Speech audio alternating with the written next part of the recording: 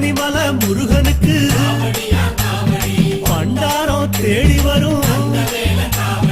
aunty முகம் காண வரும் ஆவினங்குடி தேடி வரும் கால்நடையா வந்த காவடி இது தேடுவது கந்தன் காலடி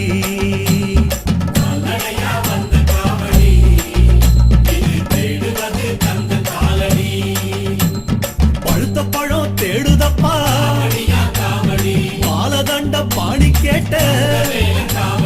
நல்ல முத்து வேலனுக்கு ஞான பழம் கேட்டு வரும்